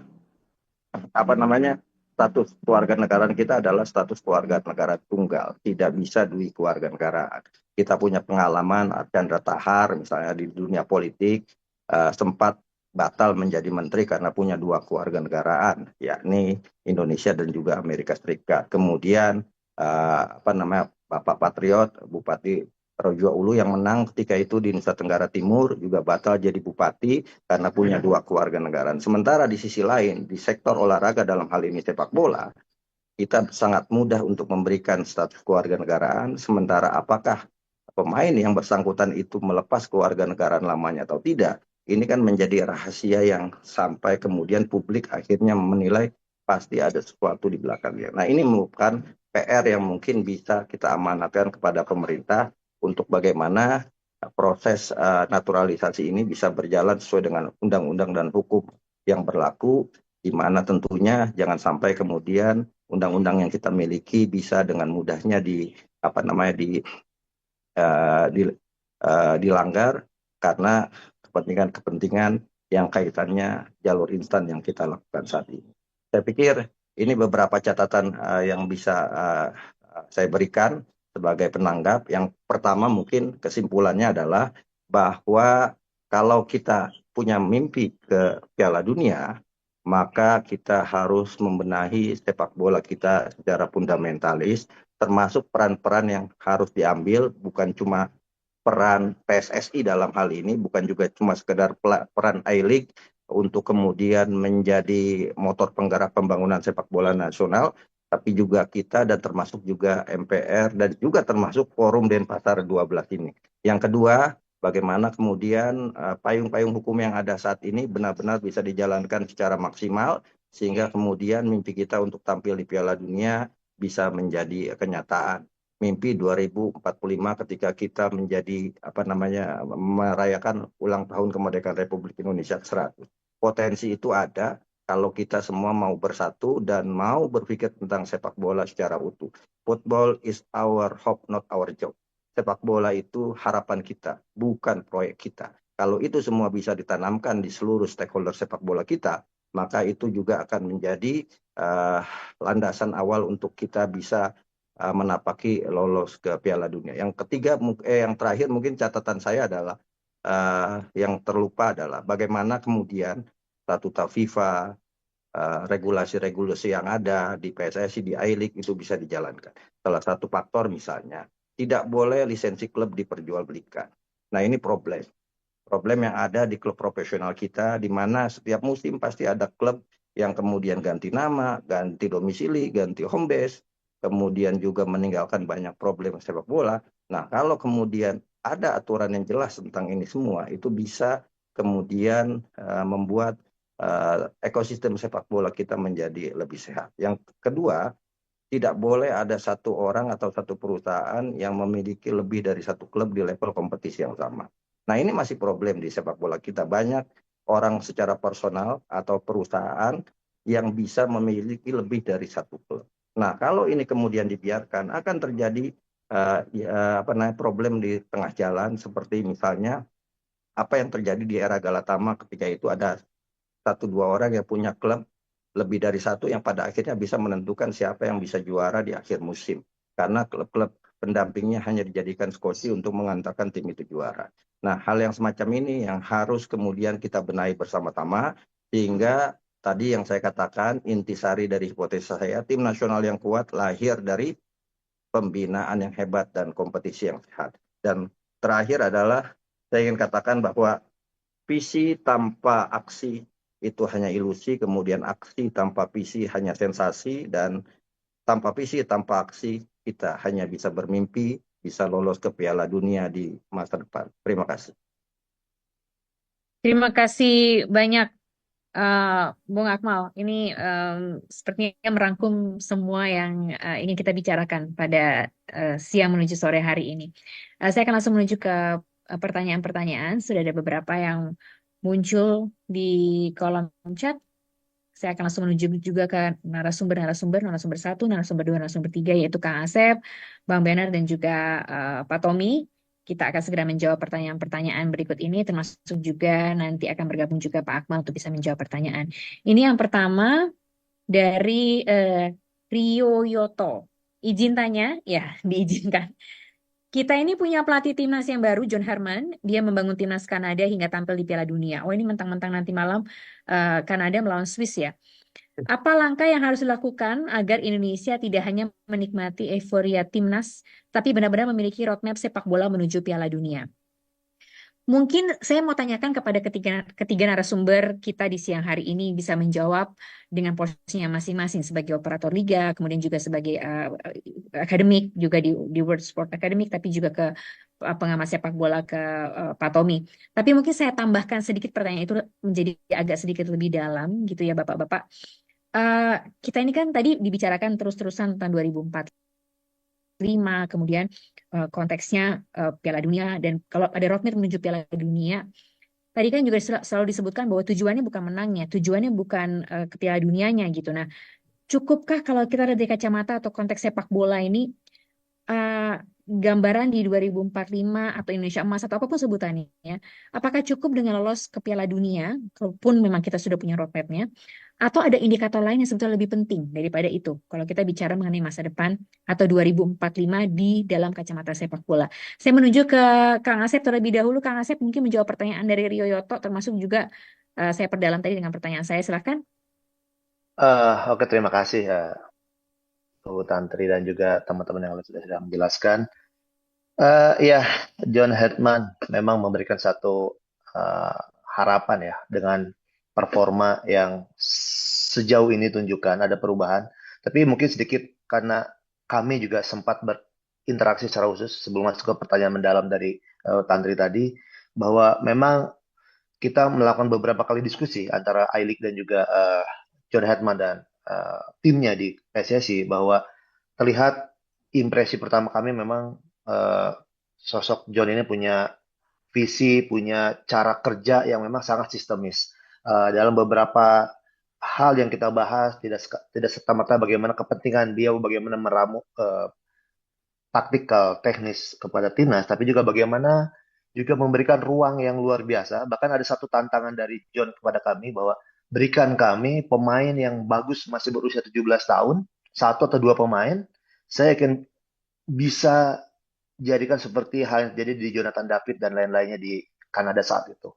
Dan kalau kita lihat pembuktiannya, meskipun memang kemarin yang dinaikkan akseleratif adalah Matthew Baker, tapi itu sebetulnya menjadi salah satu gambaran bahwa memang sangat jelas karakternya dan sangat jelas dia ingin berpikir secara sistemik, dan pendekatannya kepada para pemain pun juga luar biasa. Bagaimana bicara soal taktikal dan lain-lain, para pemain diberikan sangat detail sehingga bisa memahami apa yang diinginkan. Karena jauh dari itu, saya sambungan juga dengan mungkin tadi pertanyaan untuk ke depan, bahwa apa yang tadi dipaparkan oleh Pak Ben Hasitorus, saya kira juga terinspirasi juga untuk kita, karena Pak Ben juga sangat berpengalaman tadi di development Persija. Kita juga punya partner saat ini sama-sama dari Barcelona, yaitu Ekono, yang saya rasa juga pernah di Persija. Tetapi titik poinnya adalah ada satu evaluasi mendalam dari kita, bahwa banyak sekali mantan-mantan pelatih timnas atau bahkan pengamat bilang bakat pemain kita ini luar biasa, kecepatannya luar biasa. Lalu juga bicara kemampuan dribbling dan lain-lain secara individu. Tapi ada satu fakta lain, para pelatih-pelatih asing itu juga bilang, tetapi para pemain kita terlihat seperti kebingungan kapan harus membawa bola, kapan harus menggiring bola, kapan harus umpan atau menendang. Dan lebih kompleks lagi, ketika satu individu bagus dijadikan satu grup, satu tim, ternyata kesulitan memahami taktik pemain sehingga taktik pelatih. Sehingga kalau bicara hitung-hitungan sederhananya, misalnya timnas Singapura yang secara bakat mungkin tidak terlalu sehebat kita secara individu, tetapi akhirnya menang secara tim karena kemampuan taktikalnya sangat lebih baik. Bahkan ada pernyataan yang menarik, kami biarkan para pemain Indonesia menari-nari indah mungkin, tapi kami akan memenangkan pertandingan dengan cara yang lebih cerdas, lebih mengandalkan intelijensia. Nah, beberapa hal itu menjadi salah satu inspirasi kami juga dalam bagaimana tadi bicara pembangunan usia muda. Kita memang betul operator kompetisi membuat ajang pertandingan dalam kompetisi, tapi kita inginkan bahwa harus ada titik-titik mana yang menjadi dalam tanda kutip ya penyakit atau kekurangan kita. Tadi ternyata ada tactical understanding yang lemah. Mohon maaf mungkin bahasanya tidak pas, tapi ada yang kurang juga karena faktanya dalam beberapa era agak kesulitan ketika para pelatih yang memang datang dengan sepak bola modern mengajarkan taktik bermain, para pemain kita bisa mengikutinya. Memang ini kaitannya bisa macam-macam. Satu bisa karena tadi ada bicara nutrisi, gizi yang memang berdampak kepada intelijensia sejak usia muda, sejak dini. Lalu bagaimana juga pola kepelatihan di usia muda seperti apa? Karena gini, mungkin nanti Bang Akmal biasanya keluar tuh dalilnya. Meletakkan sesuatu pada tempatnya. Tadi bicara pelatih, memang betul kita jumlah pelatih kita belum sebanding dengan populasi kita. Tapi ada hal yang menarik. Pelatih yang melatih di sektor usia muda, usia dini, bahkan yang sangat grassroots, sebetulnya juga belum semuanya betul-betul 100% memahami bagaimana how to coach para pemain dalam level seperti itu. Atau bicara kita sekarang menaikkan lisensi misalnya, untuk melatih usia muda minimal BAFC, AFC. Tapi sebetulnya itu juga kurang. Mereka betul AFC, tetapi beda melatih kelasnya pemain yang umur U17 ke atas dengan youth. Sehingga sebetulnya kita diskusi dengan Alexander Ruiz dari PSSI, Direktur Teknik, memang harus ada akselerasi menambah jumlah pelatih yang misalnya untuk kategori Youth Academy itu AFC Youth, bukan hanya A saja. Karena memang beda cara melatihnya dan itu mendeliver kepada masing-masing para pemain dengan kategori usianya juga harus tepat pada roles-nya, pada fungsinya, pada kategori usianya. Nah, ini juga yang kemarin kita coba membangun sekali lagi di Electro Academy, mungkin Pak Benhard juga mengetahuinya karena memang tadi terinteraksi langsung juga. Nah, bersama Ekono Barcelona kita mendatangi, memang sebentar saya disclaimer dulu, memang kita dari I-League terbatas skupnya kepada 18 klub di Super League dan juga 20 klub di Championship. Kita tidak bisa menjangkau sampai ke Asprop atau ke yang lain, tetapi apa yang kita lakukan, bagaimana setiap klub tidak hanya bicara soal merekrut men-scouting pemain, tetapi kita mendekati approach kepada masing-masing klub, masing-masing punya kurikulum, punya karakter masing-masing. Dan memang kita assessment, setelah kita assessment, kita asistensi, dan memang secara 1 tahun day to day ada monitor yang kita lakukan. Berikutnya adalah how to coach, bagaimana para pemain ini dengan bakat yang ada punya tactical understanding yang cukup mumpuni, sehingga ketika masuk ke level profesional bisa lebih punya nilai saing lah untuk bagaimana bisa membentuk sebuah tim yang tangguh. Dan saya pikir memang ini kita baru 2 tahun berjalan, termasuk bagaimana mengakselerasinya. Setiap pemain punya namanya player passport yang ada indikator naik turunnya, dan ketika memang ada beberapa yang punya bakat yang lebih, kita juga coba melakukan internship, bukan sekedar pelatihan. Karena kadang-kadang kita mengumpulkan pemain pergi ke Spanyol misalnya, lalu hanya pindah tempat latihan. Tapi coba pemain-pemain yang memang punya keistimewaan kita titipkan, mereka menjalani betul-betul hari demi hari bagaimana berlatih dalam ekosistem yang ada. Karena kita juga punya beberapa catatan dulu evaluasi kita. Banyak bakat-bakat kita bagus di sini, lalu dititipkan. Tetapi tiba-tiba secara mentality di luar agak kurang bersaing juga. Padahal tekniknya bagus. Tidak punya kemampuan berkomunikasi yang baik, tidak punya kemampuan survival yang baik, sehingga homesicknya memang mengalahkan akhirnya bakat besarnya. Dan akhirnya harapan-harapan besar kita pada pemain kita yang sebetulnya sudah abroad tidak sampai pada ujungnya. Nah, ada beberapa hal itu yang maksud saya memang dalam hal fundamental yang coba kita benahi karena memang kita harus mencari di titik mana sih sebetulnya masalahnya. Lalu kita coba membutuhkan kolaborasi dalam pelaksanaan programnya. Nah, ketika tadi bicara mau seperti apa ya, memang ini yang perlu kita jaga karena tidak hanya tadi belajar dari Jepang. Saya pikir Qatar juga menginspirasi kita dengan Aspire Academy-nya. Kita pernah melihat langsung seperti apa di sana. Ternyata di sana pun memang membutuhkan kesabaran. Tahun pertama, tahun kedua, tahun ketiga, Qatar punya Aspire Academy, mereka juga dihajar habis-habisan tahun 2000 sebelum 2010 lah.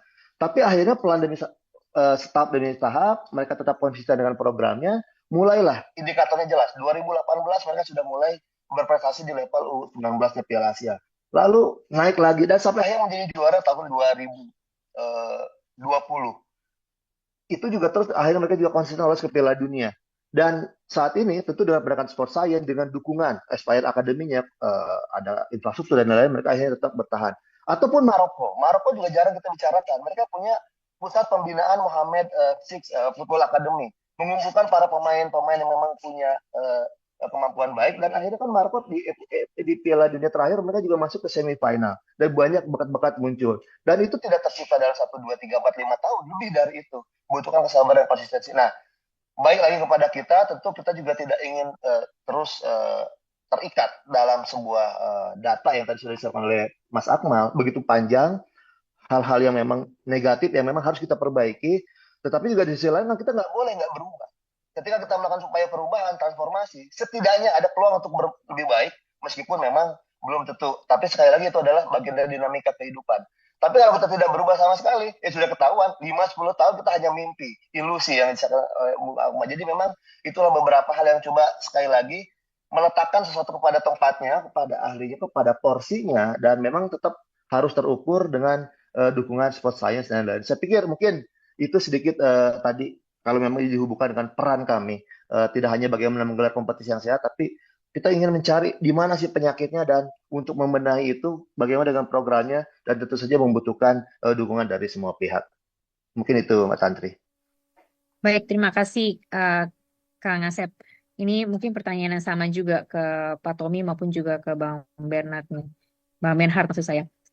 Kita nih kalau dibilang punya roadmap kan sebetulnya roadmap, tapi khusus Piala Dunia ya mungkin menuju ke pembenahannya saja yang tapi tidak khusus ke Piala Dunia. Mungkin Pak Tommy mungkin punya tanggapan lain menanggapi pertanyaan ini ataupun juga hal-hal yang mungkin bisa ditambahkan kalau kita bicara roadmap ataupun bicara keseluruhan karena kita nggak bicara soal hasilnya Piala Dunia, tapi apa sih yang lebih penting daripada itu sebetulnya? Tantri, sepak bola itu di Indonesia adalah cabang olahraga yang paling favorit, dan ketua umum PSSI itu sepanjang sejarahnya bisa lebih populer daripada presiden. Kita masih ingat ketika Bang Ali menjadi ketua umum PSSI, itu Pak Harto sampai kemudian merasa terganggu dan akibatnya Bang Ali dijatuhkan sebagai ketua umum PSSI karena dianggap menjadi ancaman untuk pemimpin. Yang saya ingin katakan, seringkali godaan sebagai ketua umum PSSI itu adalah ketika popularitas pribadinya itu menjadi sesuatu yang jauh lebih penting di dalam proses pembinaannya. Karena itu tadi dikatakan oleh Tantri bahwa kehadiran pelatih Inggris John Hartman sekarang ini, kemudian kita dalam pertandingan FIFA match menang, ya, seakan-akan kita sudah menjadi lebih hebat dan kemudian ada euforia. Saya setuju bahwa John Hartman dengan tim nasional sekarang ini kita harus bangun untuk menghadirkan kebanggaan kepada pemain-pemain muda untuk mempunyai idola dan mereka mempunyai mimpi seperti pemain sekarang ini. Tetapi orientasi kita harus orientasi yang jauh lebih panjang. Yang tadi dikatakan oleh Tantri, mungkinkah kita 2045 tampil di putaran final Piala Dunia 2046 ya, tampil di putaran final Piala Dunia. Ini kan kemudian sesuatu yang harus kita terjemahkan, yang kemudian pikirannya betul-betul harus didedikasikan untuk pembinaan sepak bola. Saya berulang kali selalu menyampaikan bahwa Presiden sepak bola Prancis itu memimpikan untuk membangun tim Prancis yang hebat. Karena Prancis yang memperkenalkan Piala Dunia, tetapi Prancis tidak pernah menjadi juara dunia. Maka yang dilakukan pada tahun 1988, dia tidak berpikir kepada tim nasional, Tantri. Dia berpikir kepada pembinaan usia dini. Maka dibangunlah Clairefontaine, akademi sepak bola, yang kemudian menjadi tempat untuk pemain terbaik yang ada di sekitar di Paris untuk kemudian masuk di dalam pembinaan Clairefontaine itu. 1988 itu kemudian dimulailah Akademi Sepak Bola Prancis yang dimiliki oleh Persatuan Sepak Bola Prancis itu. Dan hasilnya 10 tahun kemudian muncul orang seperti Thierry Henry, Louis Saha yang betul-betul produk dari Clairefontaine. Dan 1998 pertama kali Prancis menjadi juara dunia. Sekarang Prancis mempunyai 12 sekolah sepak bola yang dipegang oleh PSSI yang melakukan pembinaan usia betul-betul dini dari usia 6 tahun, 7 tahun, 8 tahun. Yang betul-betul diseleksi dari para pencari bakat yang tadi dikatakan oleh Pak Asep, bahwa memang para pencari bakat itu dilahirkan bukan untuk menjadi pelatih, dia dilahirkan untuk menemukan mutiara-mutiara terpendam yang ada di banyak tempat, yang kemudian diasah di Clairefontaine, dimasukkan di dalam kompetisi sepak bola di Prancis, beberapa kemudian dikirimkan bermain di Liga Eropa, dan ketika kembali, mereka mampu membangun tim nasional yang handal Prancis seperti sekarang ini. Peta jalan seperti itu yang dibutuhkan oleh Indonesia saat ini. Kita masih ingat, pernah ada mimpi dari PSSI untuk membimbing semacam Clairefontaine. Bahkan pada zamannya Pak Jokowi, dibentuklah dana dari FIFA itu diinvestasikan di IKN, di ibu kota negara di Nusantara itu. Dan kemudian ketika itu pernah dinyatakan siap untuk dipakai. Pertanyaannya adalah, apakah fasilitas sepak bola yang dibangun di ibu kota negara Nusantara itu sekarang betul-betul dijadikan basis untuk pembinaan pemain muda Indonesia untuk masa akan datang? Kalau kita tidak pernah sekali lagi konsisten untuk melaksanakan apa yang menjadi pikiran besar kita, maka kita tidak pernah akan bisa membangun sepak bola seperti yang kita mimpikan. Jadi, sekali lagi saya ingin menekankan bahwa persoalan terbesar di Indonesia adalah godaan seorang ketua PSSI yang menjadikan sepak bola untuk kepentingan Desi ini bekas bukan untuk kepentingan membangun sepak bola Indonesia yang mendasar untuk mencapai Indonesia 2045 yang menjadi tim nasional yang bisa dibanggakan. Sepanjang kita tidak pernah bisa mengubah cara pendekatan seperti itu, Tantri, maka sepak bola Indonesia akan berputar seperti ini. Kita hanya seperti sirkus, ya. Ketika John Hartman datang, kita menang di FIFA Match, kemudian kita merasa bahwa kelas kita sudah sama dengan Korea, dengan Jepang. Yang ketika kemudian kita bertanding dengan Jepang, kita bisa melihat bahwa memang ketimpangan antara sepak bola kita dengan Jepang tertinggal jauh. Yang sebelumnya, yang tadi saya katakan, sebelum tahun 1990, sepak bola Indonesia jauh lebih tinggi dibandingkan sepak bola Jepang. Tetapi karena proses pembinaan kita tidak pernah telaten dan berjangka panjang, maka kemudian kita tertinggal dan tersalib oleh Korea Selatan dan Jepang. Nah, sekarang pertanyaannya, apakah kita ingin membangun sepak bola Indonesia yang akan dan ingin kita banggakan? Kalau memang iya, kalau kita tidak bisa, seperti Jepang, hire konsultan untuk menyiapkan peta jalan yang dibutuhkan. Tetapi kemudian Ketua Umum PSSI, pemerintah presiden, itu konsisten untuk mau melaksanakannya. Karena sekali lagi, tanpa dukungan pemerintah dan tanpa ada kebersamaan dari kita seluruh bangsa ini, untuk kemudian mencapai, membangun sebuah tim nasional yang dibanggakan 20 tahun yang akan datang, maka kita tidak pernah akan bisa. Dan sekali lagi, konsistensi itu menjadi sangat penting. Mengapa Italia yang mempunyai sejarah sepak bola begitu kuat sudah 3 kali berturut-turut gagal tampil di putaran final Piala Dunia? Karena mereka melupakan proses pembinaan sepak bola di mana kompetisi yang menjadi pilar untuk pematangan pemain itu banyak terganggu oleh match fixing, oleh pengaturan skor. Yang akibatnya adalah dibayar mahal. Italia sudah 3 kali berturut-turut tidak tampil di putaran final Piala Dunia. Ini yang sekali lagi harus menjadi kesadaran kita, membina itu membutuhkan kesabaran. Membina itu harus membutuhkan komitmen dan kesungguhan bahwa kepentingan pembangunan sepak bola jauh lebih besar dan harus ditempatkan jauh lebih tinggi daripada kepentingan pribadi. Terima kasih, Tantri. Ya, makasih Pak Tommy. Ini jawabannya membuat saya jadi berpikir keras nih.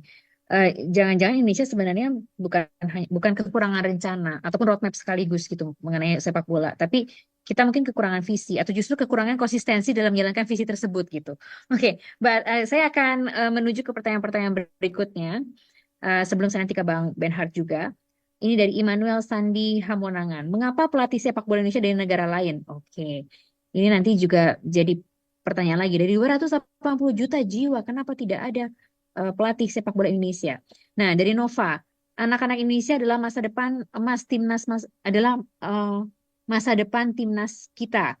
Berdayakan dan asah bakat mereka sejak dini dengan mencari bibit-bibit mereka di sekolah-sekolah sepak bola yang tersebar di Indonesia. Apakah ada PR berikutnya juga mengenai hal ini? Dari Desi juga, ini ada banyak jenis cabang olahraga seperti panjat tebing, bulu tangkis, taekwondo, dan lain sebagainya yang sudah mengharumkan nama Indonesia di tingkat global. Pertanyaan ada beberapa. Bagaimana sebetulnya memberikan benefit? Kenapa mantan atlet di tingkat daerah tidak lagi menjadi diperhatikan? Oke, ini Desi mantan atlet. Coba nanti kita bisa bicara lebih lanjut lagi. Karena ada perasaan-perasaan seperti habis manis sepah dibuang. Oke. Gornya kenapa dengan berbagai sumber yang tersedia sudah ada inovasi, mantan atlet kok tidak diperhatikan lagi, tidak diundang lagi untuk berperan dalam proses olahraga di negara kita. Oke, ini saya akan menuju Bang Benhard karena tadi tentang sudah ada pertanyaan tentang bibit-bibit ini. Bang Benhard silahkan komentarnya. Ya. Dan juga Ya, jawabannya. terima kasih. Ya, terima kasih Mbak Tantri. Kita nih harus kembali ingat ya bahwa hanya olahraga khususnya sepak bola yang bisa mengumandangkan lagu Indonesia Raya dan juga mengibarkan bendera merah putih di kancah internasional selain kunjungan pemimpin negara, selain kunjungan pemimpin presiden. Jadi dari visi itu juga kita harus melihat sepak bola itu sebagai industri ya, bukan sebagai komoditi. Karena kalau selalu dianggap sebagai komoditi, yang terjadi seperti sekarang, selalu menjadi kendaraan. Ini juga kan yang selalu digaung-gaungkan ketika kampanye. Ini juga yang selalu menjadi hambatan ketika adanya kepentingan-kepentingan politik. Jadwal kompetisi yang Kang Asep juga rasa akan sangat sulit untuk dilaksanakan di tempat yang sama dan harus terbuang. Banyak klub yang harus bahkan tidak bermain di daerahnya sendiri. Dan ini juga kan membuat ekosistem dari sepak bola tidak sehat. Jadi kalau dianggap sebagai industri, dan itu memang sudah berjalan di negara-negara maju ya. Kita tidak perlu jauh-jauh ke Eropa ataupun ke dunia ataupun ke Amerika yang saat ini bahkan yang Amerika yang terkenal dengan olahraga tangan pun menganggap sepak bola itu sebagai industri. Makanya kita perhatikan sekarang rata-rata stadion itu harga tiket 25 juta. Kang Asep mungkin juga udah ada di sana, sangat tahu betul. Tapi semua stadion habis terjual tiketnya dengan rata-rata stadion yang kapasitas 30.000 penonton. Itu artinya memang di Asia Tenggara sendiri seperti Thailand, tempat Pratama Arhan bermain, itu sudah dianggap sebagai industri. Nah ini yang saya melihat kita masih belum di level itu. Itulah kenapa tadi evaluasi-evaluasi yang diungkapkan oleh Bang Akmal itu begitu banyak PR yang terjadi karena masih sifatnya hanya tools sepak bola ini. Padahal kalau industri seperti di Jepang, setiap kota itu mereka merepresentasikan industrinya masing-masing. Jadi mulai dari Gamba Osaka dengan Panasonic-nya, kemudian juga Mitsubishi dengan Urawa Red Diamonds. Jadi itu juga salah satu bukti bahwa kita bisa melakukan itu asalkan dianggap sebagai industri. Dan bisa dibayangkan nggak, misalnya pertandingan itu harus berpindah ke Kalimantan. Nah, bukan hanya klub saja yang rugi. Mereka tidak bisa mendapat tiket sesuai dengan pendapatan tiket sesuai dengan target yang sudah ditentukan, tapi juga pelengkap yang lain seperti UMKM atau mungkin juga industri transportasi yang tidak bisa menikmati itu. Ini kan berimpact di mana-mana. Ini juga yang membuat akhirnya kita sulit bergerak sepak bola kita dan hanya sebagai penonton. Bahkan juga di tahun ini harga hak siar juga luar biasa. Dan kalau kita tadi berbicara John Hartman ya, John Hartman itu kalau kita analogikan sebagai nahkoda sebuah kapal, saatnya kita memang 100% mendukung. Bagaimana resources dari yang kita punya, semua bisa berperan, saya pribadi juga bisa berperan, kemudian juga eh, operator liga juga bisa berperan, terutama federasi sebagai payung dari semua sepak bola di tanah air, masing-masing berperan untuk bisa menguatkan sebagai satu sistem. Misalnya kalau di peran di saya, ya saya sebisa mungkin karena saya cukup lama ya, juga sering ya sebagai komentator atau sebagai media, penulis, bahkan saya cukup beruntung untuk berpindah industri di bidang business development-nya. Nah ini saatnya semua menyatukan tekad untuk bisa memperkuat tim nasional kita, karena apa yang dilakukan John Hartman tanpa peran semua stakeholder yang ada di tanah air, termasuk juga industri di sana, tidak akan berjalan dengan baik.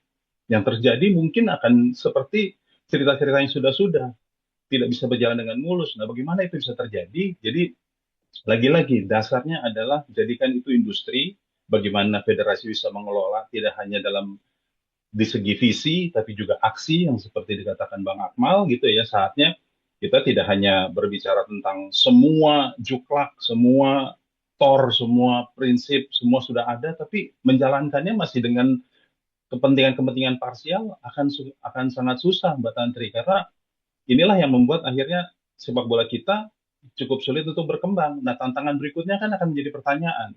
Kalau pemain naturalisasi ini tetap diadakan, atau tetap kabarnya juga di era John Hartman setelah di era pelatih sebelumnya Sintayong itu ada, kemudian juga Patrick Kluivert ada. Kalau ini masih dijalankan, kan ini menjadi pertanyaan, sampai kapan uh, resources itu? Apakah ini kan bisa dikatakan sebagai energi yang tidak bisa terbarukan gitu. Ketika peta-peta dari kekuatan itu habis. Nah, ini kan menjadi tantangan berikutnya. Jadi makanya saya melihat inilah saatnya kita satukan uh, visi kita dengan peran masing-masing agar bergerak itu seperti kapal. John Hartman akan melewati satu titik menyeberang ke pulau di seberang sana dengan ombak yang tinggi, mungkin sampai 6 meter. Tapi karena ada satu komando, ini yang akhirnya bisa kita sama-sama menyeberang. Karena lagi-lagi, semua negara maju menempatkan sepak bola itu bukan hanya sebagai komoditi, bukan hanya sebagai hiburan. Tadi bahkan salah satu pemirsa kita ya juga mempertanyakan ada cabang-cabang lain. Sepak bola memang mau tidak mau sudah mendarah daging di tanah air kita, walaupun hanya merebutkan satu medali, tapi dengan kekuatan 23 pemain, ditambah juga dengan staff dan segala macam bisa sampai 50. Tapi itulah passion yang ada di kita, jadi tidak bisa dipertanyakan lagi, tidak bisa dibanding-bandingkan lagi ketika bulu tangkis dengan satu pemain satu emas, satu tim kita tidak pernah mendapat emas, bahkan di level Asian Games. Nah ini saatnya kita tidak mempertanyakan itu lagi, tapi menganggap ini sebagai industri, maka semua akan bergerak. Begitu juga perusahaan-perusahaan yang ada di kota-kota, kemudian juga sebagai operator liga juga dengan mudah. Kalau ekosistem itu berjalan dengan baik, bagaimana saya merasakan, karena saya pernah ada di klub ya Mbak ya, saya merasakan bagaimana sulitnya merunning kompetisi bahkan ketika di hari raya besar. Itu akan sangat sulit. Kemudian juga berbenturan juga dengan agenda-agenda politik. Bagaimana izin itu tidak keluar. Saya pernah merasakan itu. Bagaimana saya harus berpindah-pindah, memilih akhirnya tempat. Bahkan ada yang mengatakan bahwa, oh ini klub musafir yang tidak pernah bermain di kandang sendiri. Jadi ini satu kondisi yang memang ini fakta. Tapi kalau saja pemerintah menempatkan ini sebagai industri, mengaitkan semua stakeholder, termasuk juga pemerhati seperti Bang Tommy, Mas Tommy, kemudian juga eh, Bang Akmal yang selama ini terus memonitor, saya cukup kenal lama dengan Bang Akmal, cukup memonitor lama, kemudian juga Kang Asep yang juga sudah lama juga di operator liga, ini kita bisa memformulasikan dengan baik, saya pikir akan menjadi jalan keluar karena Coach John Herman sendiri kalau tidak punya resources data, kemudian juga kesiapan pemain-pemain pelapis, bahkan di AFF nanti kan akan sangat sulit untuk bisa memainkan pemain-pemain yang dikatakan Bang Akmal sebagai pemain diaspora karena walaupun bukan agenda kompetisi, tentu ini kan menjadi jadwal di mana pemain itu punya agenda sendiri ya sebelum kompetisi itu berjalan. Bahkan klub-klub di Eropa sendiri, di mana pemain-pemain kita bermain di sana, sudah punya agenda pemanasan. Jadi akan sangat sulit untuk bisa memainkan pemain-pemain utama kita di AFF. Ini kan juga menjadi tantangan juga. Nah, John Hartman akan lebih mudah untuk bisa bekerja kalau resources itu ada. Bagaimana Persija memunculkan Donitri Pamungkas, kemudian juga bagaimana Persib menghadirkan Kakang Rudianto. Ini juga kan salah satu resources yang John Hartman tidak repot. Karena tantangan bagi Indonesia sampai sejauh ini, banyak dikatakan AFF itu turnamen kecil. Fokus pada Piala Dunia, level kita sudah naik. Kembali lagi kan sekarang isunya harus dimenangkan. Jadi inilah yang kita satukan tekad, tidak ada yang saling jatuhkan. Percayakan itu pada seorang nahkoda yang bernama John Herman bahwa kita bisa menyeberang. Bahkan John Herman sudah mengatakan setelah pertandingan berhadapan dengan Mozambik dan juga Oman, ini dua tim yang di atas peringkatnya dengan kita ya ketika di uji coba resmi agenda FIFA, dia sudah mengatakan bahwa ayo kita sama-sama targetkan Piala Dunia 2030 kita akan berhasil. Nah, ini juga kan kita harapkan apa yang terjadi dengan Kanada untuk pertama kalinya kembali lagi ya setelah cukup lama absen di Piala Dunia di 2022 dia kembali, kemudian juga bahkan menarik salah satu pemain kaptennya ya di 2020 untuk menjadi asisten di tim nasional Indonesia kita. Rasanya ini ketimbang kita mengharapkan jangka yang memang pembinaan itu sangat panjang, tapi kalau kita bisa menyatukan visi, kemudian mempercayakan pada seorang nakoda, mimpi itu harus dipasang, mimpi itu harus dipatok, tapi kita usaha nampaknya dengan segala resources yang ada, kemudian diberikan juga semua pelengkap yang dibutuhkan John Hartman, bukan hanya kewajiban dari federasi PSSI ataupun operator liga yang melaksanakan itu. Ini nampaknya akan satu pergerakan yang luar biasa bagi perjalanan Indonesia. Bahkan tadi ya, saya rasa bukan satu mimpi juga untuk 2030 sebelum 2045 di mana target panjangnya sudah ditentukan PSSI ini akan bisa tercapai. Gitu, Mbak Tantri. Terima kasih. Baik, terima kasih banyak Bang Benhard. Ini karena waktu juga padahal diskusinya lagi puncak-puncak yang lagi seru-serunya. Tapi saya harus menuju ke Bang Saur Huta Barat yang dari tadi sudah dengan cermat mengikuti diskusi ini untuk memberikan kata-kata penutupnya atau menyimpulkan apa yang menjadi diskusi kita hari ini. Bang Saur atau Opung biasa kita memanggilnya. Silakan. Ya, terima kasih Tantri. Terdengar ya?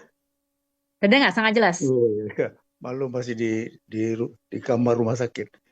Jadi nomor satu, kalau Menteri Olahraga masih merangkap Ketua Umum PSSI, Ketua Umum PSSI merangkap Menteri Olahraga, entah mana yang duluan, mana yang benar, mana yang berpengaruh. Selama itu menurut saya soal besar 2040, 2045, 2035 itu menjadi omong kosong karena regulator dan operator bertumpang tindih. Itu dulu yang pertama ya. Secara pemerintahan itu mesti diberesin. Tapi yang kedua, tidak ada kemajuan olahraga yang dibina dengan jalan pintas. Apalagi disertai di dalamnya dengan mental menerabas. Itu hasilnya adalah naturalisasi. Naturalisasi itu kan jalan pintas dan di dalamnya proses kewarganegaraan berubah itu semua ada jalan. ada mental menerabas. Jadi dua perkara besar ini adalah racun dalam ekosistem. Sekian, terima kasih. Baik, Opung, terima kasih banyak. Ini sudah ada beberapa yang berkomentar juga bahwa logikanya itu sesuai dengan apa yang disampaikan oleh para pembicara-pembicara sebelumnya. Terima kasih banyak kepada Kang Asep Saputra, Direktur Operasional dari ILIK, kemudian juga Bang Benhar Sitorus, CEO Wuspek Representative Office Indonesia, ada Pak Suryo Pratomo, terima kasih Pak Tommy, pengamat sepak bola, kita tunggu terus kemunculan-kemunculannya di Piala Dunia kali ini. Kemudian Bang Akmal Marhali, terima kasih ya Bung, koordinator dari Save Our Soccer, semoga terus mengkawal keadaan persepak bolaan di negara kita hari ini. Yang pasti mimpi menuju Piala Dunia ini bukanlah tentang seberapa jauh kita bermimpi, tapi melainkan bagaimana kita konsisten untuk bekerja mewujudkannya. Masa depan sepak bola Indonesia dimulai dari keputusan yang kita ambil hari ini. Demikian Denpasar 12 hari ini, kita jumpa di diskusi-diskusi selanjutnya. Sampai jumpa dan salam olahraga.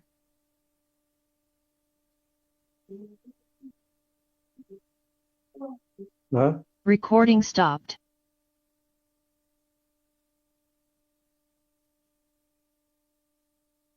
Makasih Kakak Tantri.